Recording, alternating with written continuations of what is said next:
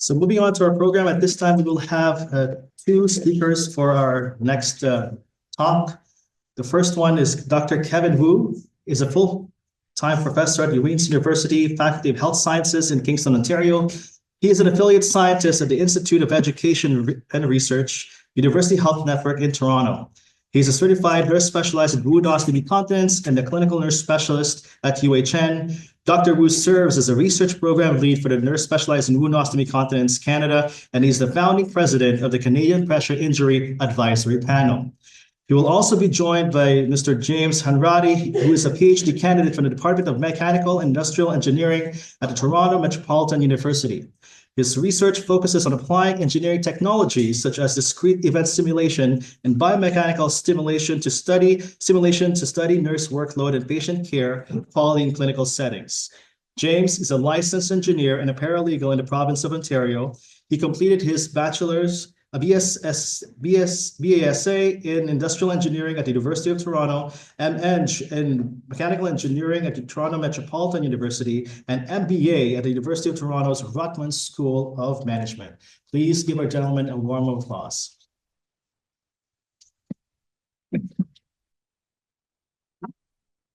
Thank you, Josh. I think we've been hearing a lot about safe staffing and in terms of the enabler for better pressure injury care. So we're shifting gear a little bit to look at, from my perspective, I'm a little biased, a underserved, undervalued environment in the complex continuing care unit. It's actually, I'm presenting work that Joshua had done, and I just sort of, did the magic to put the numbers together. So I don't want to claim all the credit for this presentation. But anyway, I just want to share with you the pressure injury prevalence. And you've heard a lot of information from Dr. Hope earlier in terms of the enormity of this entity across healthcare settings. Thank you very much, Troy.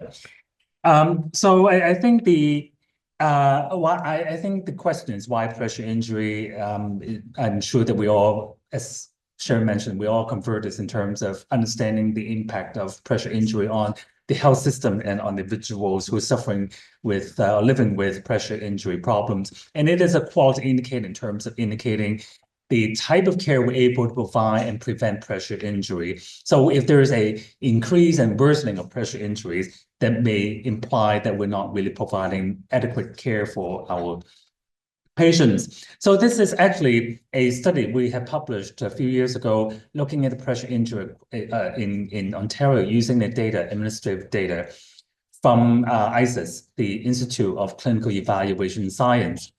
And I think it's interesting because we looked at high data. They reported like 0.14, 0.21 per 100 hospitalization rate. So we didn't think that pressure injury is that low. And we looked at Woodbury's data in terms of published, it was published in 2004. That was a long time ago. And they reported about 25%. So I think perhaps it's somewhere in the middle. And that's why we want to take a look at the data more carefully. And in this case, you can see the overall prevalence was about 13%, particularly kind of perplexing and worrisome is the complex continuing care with a prevalence rate of 31%. I think just to illustrate the complexity of this patient population that I'll highlight in our next actual prevalence study. And the table I want to highlight here describes here the type of care being provided for different individuals from stage 1 to stage 4 pressure injuries.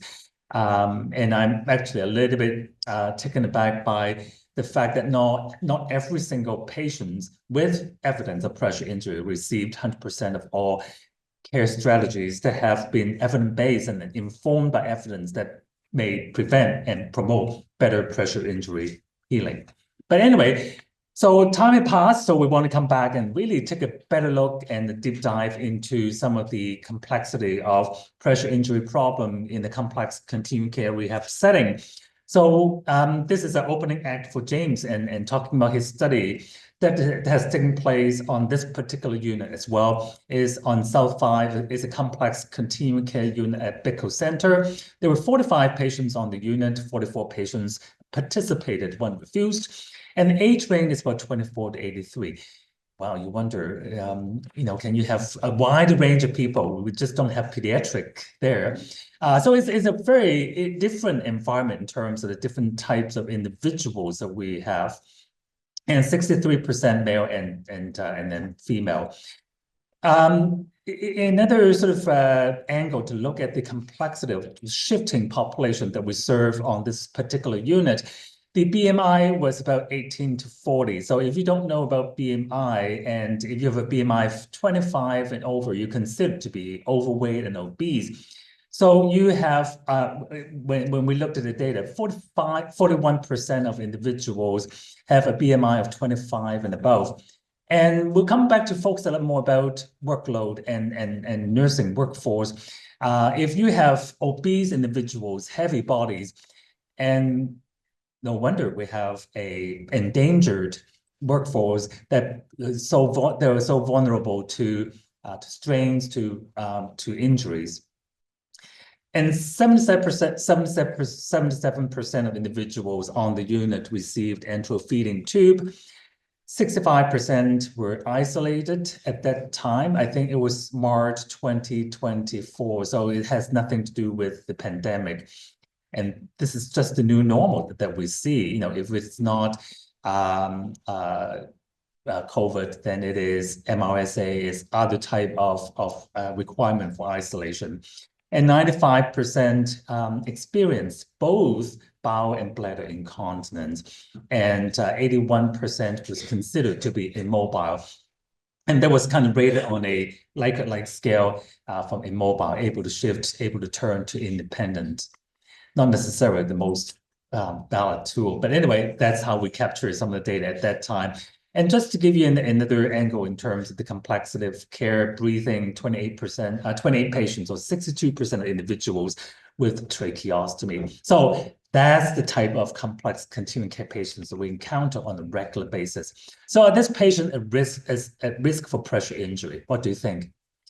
No brainer there, right? Well, are they at high risk or moderate risk? Braden, yeah, we got a first mark group here. Braden's score was 7 to 16 with a mean score of 12. So if you're not familiar with Braden, 10 to 12 considered high, less than 9 is considered to be severe risk for those individuals. So all patients were at high risk, 50% at high risk. Moisture-associated skin damage was evident in about 25% of individuals. 97% assessment were done within the first 2 days of admission, which is a good thing. So I think people are vigilant, there's a policy in place, and people following policy to ensure proper assessment was being done. So another sort of encouraging fact about what we see in terms of the prevalence study was the prevention and care. All patients had a care plan in place, incorporating the use of berry cream with positioning, moisture balance strategies, and nutritional support.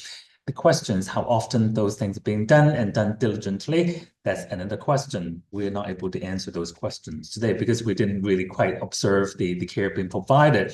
And we also know that in terms of the therapeutic surfaces, 25% of patients received a specialty surface. Well, if you consider all those patients at high risk, I would think that they should all be receiving some type of therapeutic surface, but not quite. I think because of the resource limitation. So going back to take a look at the pressure injury problem, 50% with current and recently healed pressure injuries. Most injuries occurred outside of the hospital. Of all the patients, 13 patients with evidence of pressure injury. So that constitutes about 31.8%. So all the patients with pressure injury, 5 patients with more than one pressure injury, again, 1/3 of all the patients with pressure injury problem. So that amounts to about 24 wounds. So what type of wounds do we see? Stage 1 to 2, stage 3 subcutaneous, and we have the majority of patients with stage 4 pressure injuries, meaning those wounds that are penetrating through the deep fascia into the bone and deep tissue. That's really alarming in terms of seeing a high number. Most type of pressure injuries are considered to be stage 4 and unstageable or deep tissue injury. And location, no surprise, very, very consistent with the literature we've been seeing. 60% of those pressure injuries were located in the coccyx ischial area, and then a small portion in the lower extremities. So I think the key findings, and based on the prevalence study, no big surprise for people who work in this environment, but I think this is just another strategy to highlight this very undersurfaced, undervalued environment, the complexity and shifting population becoming more complex and become more challenging for our workforce. So this is a very different population compared to 10 years ago. Most injuries outside of the hospital, I think we have to look at the continuum of care. High-risk individuals, how do we address the high-risk factors? And recognizing that not all patients really have a surface, and recognizing that with all the complexity of care and pressure injuries, only one small component, there's other care that need to be provided for this population. So how do we ensure that all the care is being provided and there's no missed care? So pressure injury continue to be perceived to be preventable and but prevalent. I think we need to think about how to facilitate the care plan implementation, even though they were all described and they all have care plans described in the documentation system. So we do need more resources, service, education, leadership, and staffing, which I think James is going to spend a little more time to talk about that. Thank you.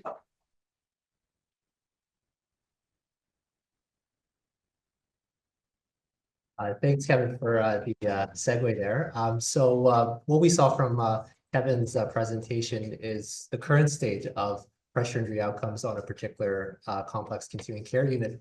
And so what I'll be sharing is some of our team's work looking towards the future on the exact same complex continuing care unit where we use predictive tools powered by computer simulation to help guide our decision-making around nurse workload and care quality. So I'll start off, I'll pick up where Kevin left off about pressure injuries and complex continuing care. I'll go into some introduction on nurse workload, what that entails, computer simulation, and then I'll get into our study and share some preliminary results. So for those not very familiar with complex continuing care, it's a type of long-term care environment. Typically, we see that there's a lot of specialized care involved. The ages vary. You can have younger patients, you can have older patients, but what they all have in common is that they suffer from chronic illness, they have indefinite stay lengths, and just to give you an idea, a lot of the patients have G feeds, there's IV lines, there's trach tubes. They're very dependent on their nurses and personal support workers for support with activities of daily living. And so you can already start to imagine how the workload in one of these care environments can be quite high for the nurses.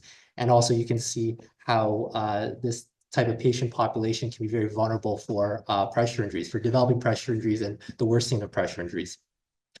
We had some great presentations earlier, so I'm not going to belabor the point on pressure injuries. The one thing I'll note is that it's intended to be a never event, right? So once a patient is admitted into a particular care unit, the goal and the idea is that they shouldn't develop pressure injuries while residing in that unit.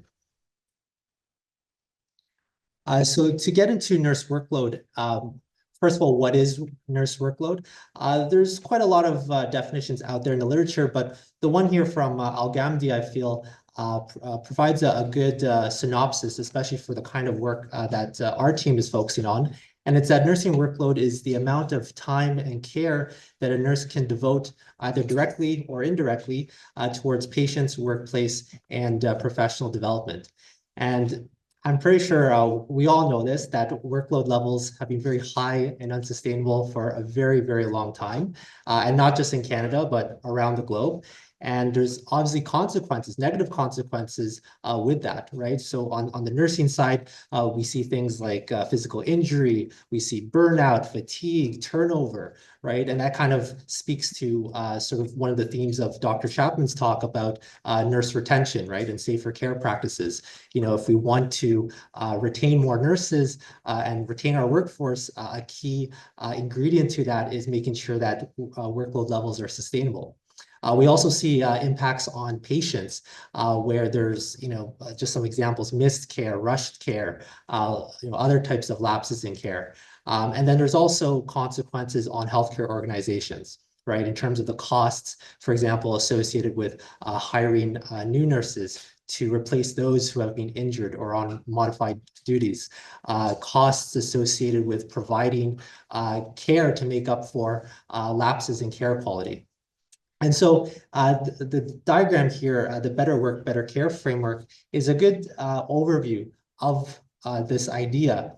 And one thing I would like to highlight is that, for those who are involved in making administrative decisions and even policy development, those decisions can have either a direct or indirect impact on workload and may not be apparent from the outset. And so that's where this kind of framework sort of emphasizes that.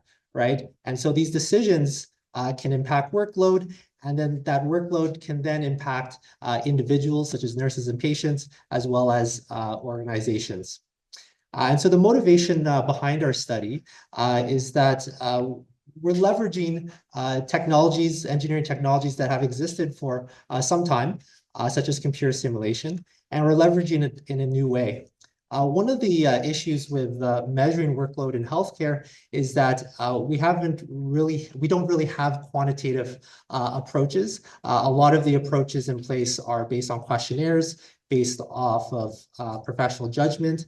And so that's where computer simulation allows us to have quantitative measurements of workload. And an important thing here is that if we want to manage workload, we need to measure it, right? And that's where this comes into play. Oh. It looks like the clicker died on me. Is this touch screen?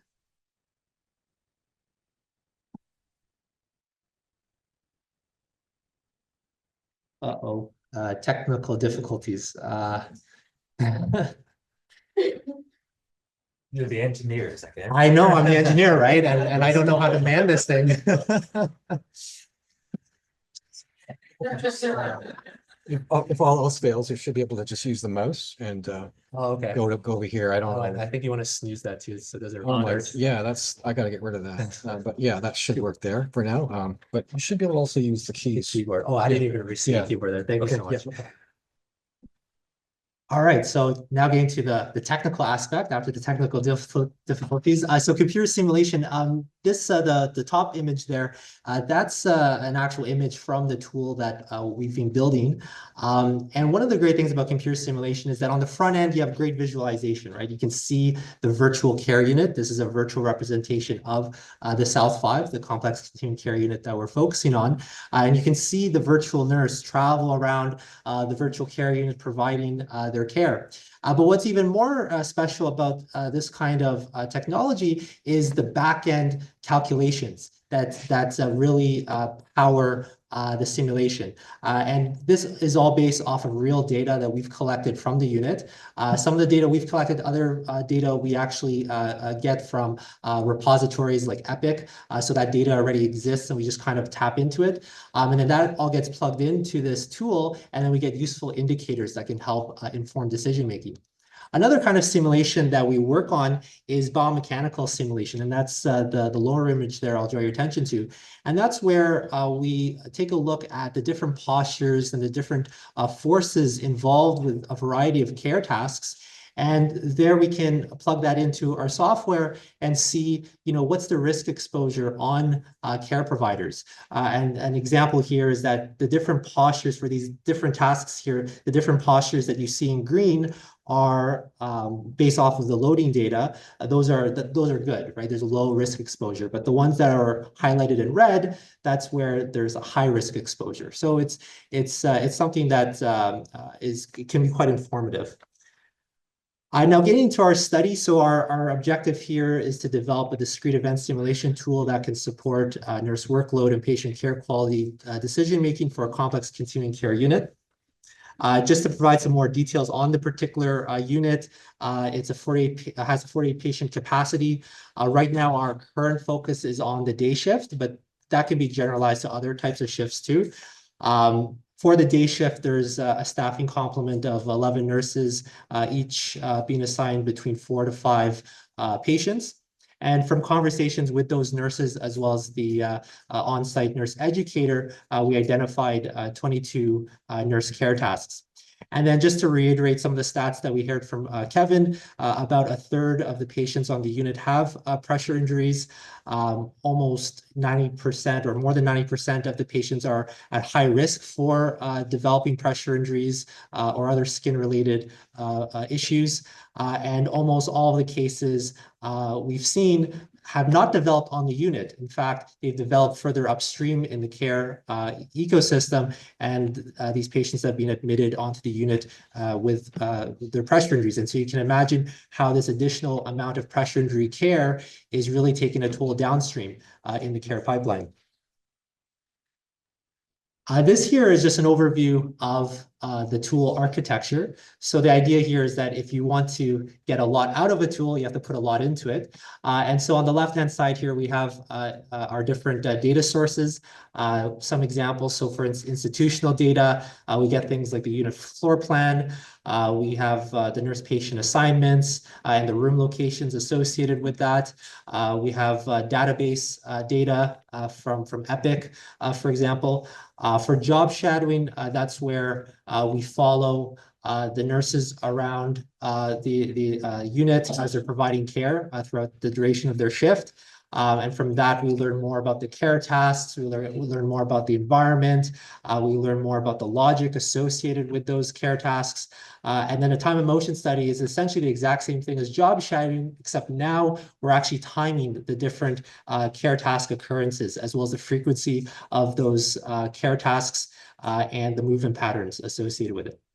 And then we also have interviews and focus groups where we speak with the nurses to get their sense of how they prioritize their care tasks, which tasks might be scheduled versus unscheduled, as well as which tasks are dependency sensitive.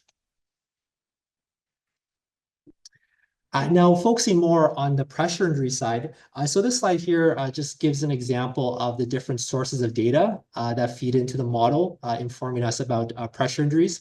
So from Epic, we get the number of patients on the unit with pressure injuries. We can get the different stage, the recovery time, the type of care that's being provided for those pressure injuries and the materials involved. And that plays an important role, as you'll see very soon. And then also we get a sense of the activities of daily living score, which we use as a proxy for the patient's dependency level. And then for the time motion study, we get a lot of time data on wound care and pressure injury care. And then from the interviews and focus groups, we get information on which tasks are dependency sensitive. And then on the other side, for biomechanical simulation, which is a little bit separate from the computer simulation or the discrete event simulation, we do a postural video study where we have the nurses simulate their various care tasks so we can capture the postures, and from that we can also measure the loads involved, the forces involved with those care tasks. So one of the powers of this kind of tool is that it's predictive in nature, right? So you have a lot of data that gets plugged into it, and it does a lot of back-end calculations, and then you get useful indicators that come out of it. And one of the things that we can quantify with this kind of tool is prevention versus treatment, right? And the cost savings involved with preventing pressure injuries further upstream in the care pipeline. Some examples include looking at labor costs, looking at material costs. I know there was a couple slides from Dr. Ho actually talking about treatment costs. And so we know that there are significant cost consequences when it comes to having to treat pressure injuries. But we can avoid that if we can quantify the benefits of preventing those pressure injuries from developing. And you can do that with this kind of tool.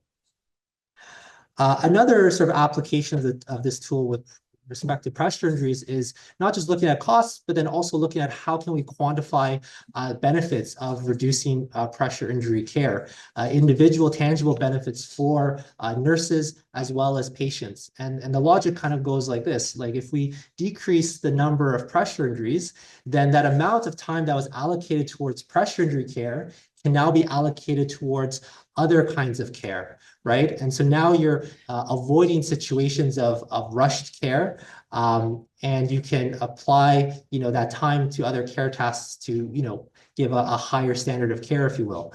And that's good for the patients. And then on the nurses' side, we reduce a lot of the biomechanical risk exposure associated with pressure injury care, primarily turning and repositioning.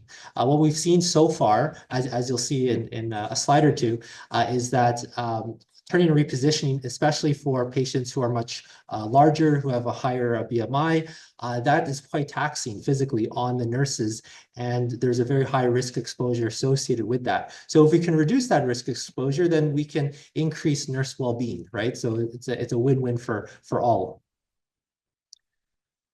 Now sharing some of our preliminary results. So these are just some examples. Obviously, I can't show all the data that goes into the model because or the tool, because it's there's quite a lot. But a good example here is from the time and motion study. We get these graphs, these time curves.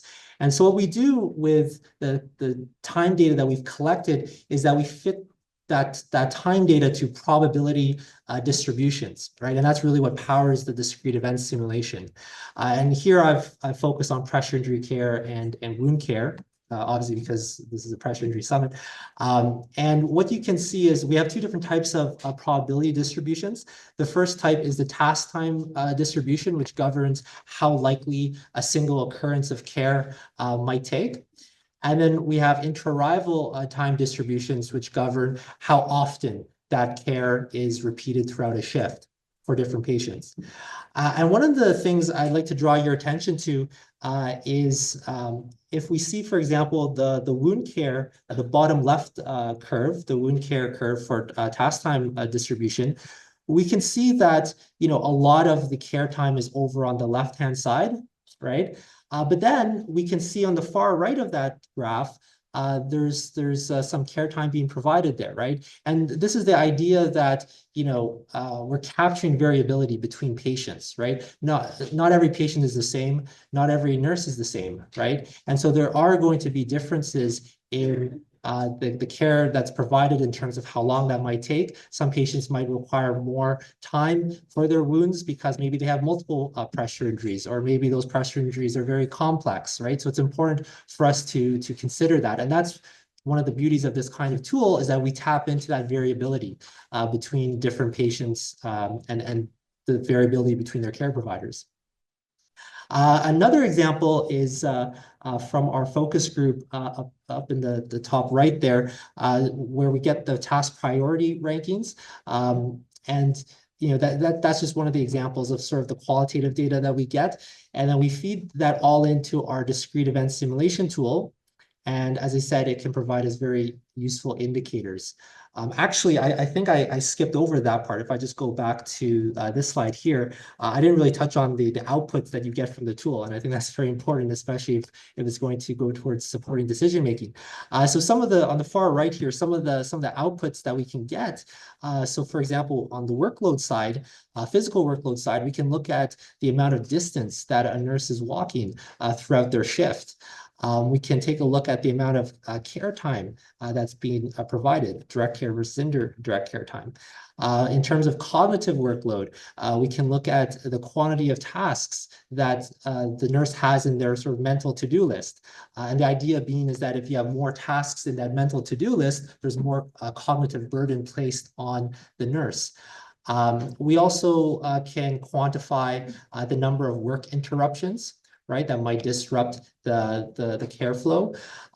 In terms of care quality, we can look at the amount of missed care. We can look at pressure injury outcomes.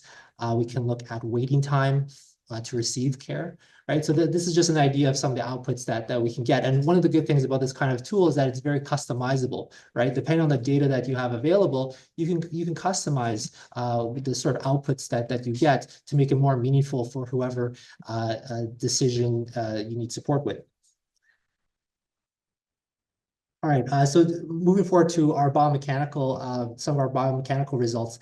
So as you can see here from our video study, we have here examples of tertiary repositioning as well as wound care. And the graphs that we get from that show the various hand loads. And as you can see, for the tertiary repositioning one, we see very high peak loads, right? And that's where we can see that high risk exposure. Now, again, let me remind you that the study is still active, so we're still getting new results each week. But this just gives you a taste of what we're seeing. Now, in terms of some of the feature work that we have planned, important thing about this tool is that it needs to be validated, right? And so we want to make sure that the tool is representative of the actual unit before we actually use it for any decision support experiments.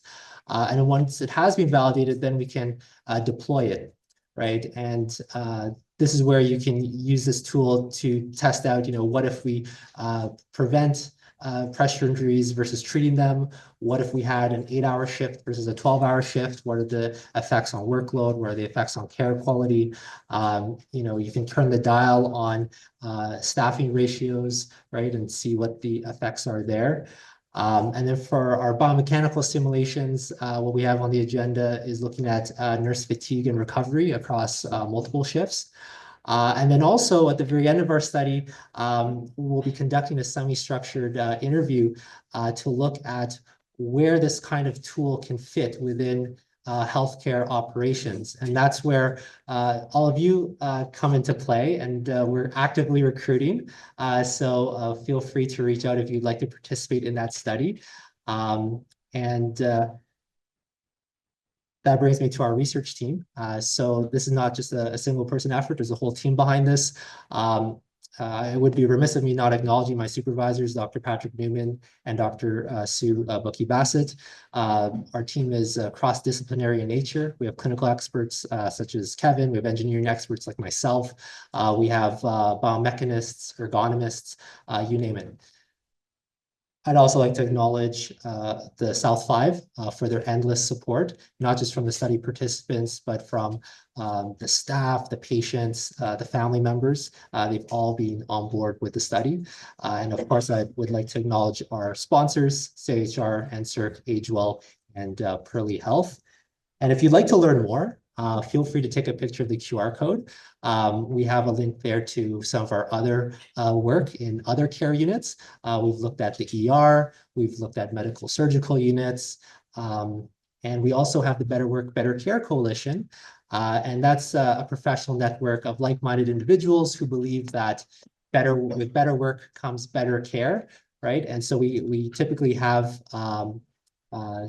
presentations and webinars looking at active research in this area.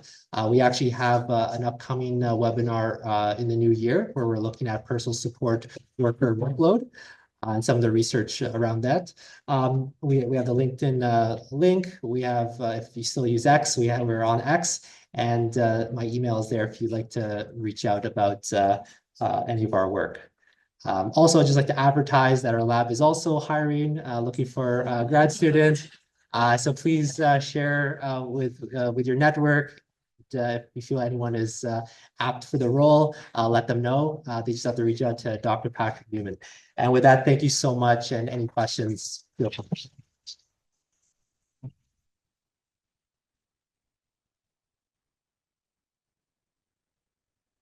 Thank you so much, Kevin and James. We're now going to open up the floor for a couple of questions. If anybody has any questions, or you can stay. Oh, okay. Yeah.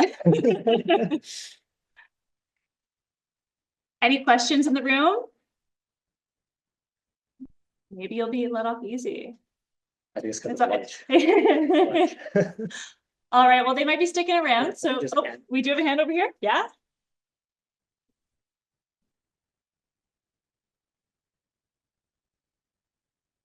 Thank you so much for presenting your information. I can speak even before this we start. I can speak of the quality of care that South Line staff are providing, really excellent care because I worked in care before. So is there any how from right? Because you're doing a research study, is there any kind of confounding variables that you actually found in the studies that affect the result of your studies? So just to summarize, she's asking if there's any confounding variables that they've found so far in their studies. Yeah, thank you for the question. That's an important one, right? Especially for developing a tool that's to be used on the unit. One of the challenges that we've faced with collecting some of our time data, for example, is that as the field investigator, I wasn't actually allowed inside the patient rooms for obvious confidentiality reasons. So I wasn't able to actually visibly see the care that was being provided. And I'm just timing those care tasks. So there might be some discrepancies there.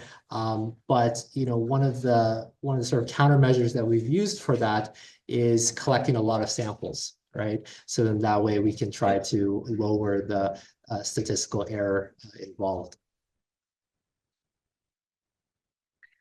Thank you, James. Any other questions in the room?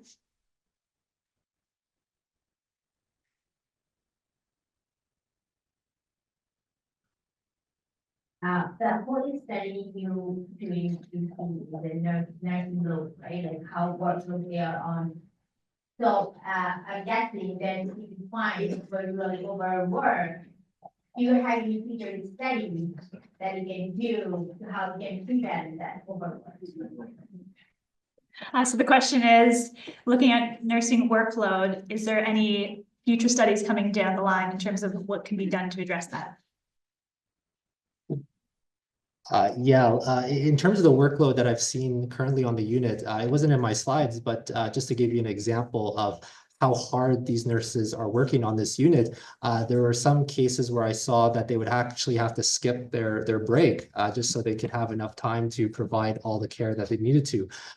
So it's really tough on the nurses. Now, in terms of future studies, we still have this study ongoing, but we do have plans for looking at potentially another complex care unit to test out one of our other models that we've developed for personal support workers. And in terms of some of the tangible benefits, so we had an earlier study from one of my colleagues, a master's student, where he developed a similar tool looking at personal support workers for the exact same unit. And based off of the results that the unit management was seeing, that actually led to the hiring of some additional personal support workers. So we are actually seeing tangible benefits come about very early on from this research, and so we're very hopeful for more of those tangible benefits in the future. Perfect. One more question, and then we'll wrap things up. Is participation limited to those using Epic? Good question. So is participation limited to Epic users? That's a good point. So since we're just looking at this particular unit, they use Epic, and so that's where we tap into to the data from Epic. But quite frankly, this kind of approach and this kind of tool can be generalized to other, like the approach can be generalized to other kinds of care units. Just to give you an example, my mom is actually a nurse at Unity Health, and on their care unit, they actually recently just finished their Epic training. So before, everything was done by hand, nothing digital. And so, you know, as we're coming more into this age of technology, where we have these data repositories where the data is available, we just need to tap into it, right? So it might not be Epic, it might be another kind of database management system in place, but as long as you have that good quality data, you can tap into it and feed that into this kind of tool, and then, you know, as a result, get some good indicators coming out from it. Okay, just one comment before we break. I want to personally thank Dr. Wu and also James for putting this spotlight on C3P, because there's not a lot of literature out there and studies out there that really focus on CCC, and which mostly cater to acute as well as non-acute settings. But this actually provides an opportunity and a platform to show how much gravity the care needs that CCC patients have, including pressure injuries, prevention, and management. Thank you so much, Dr.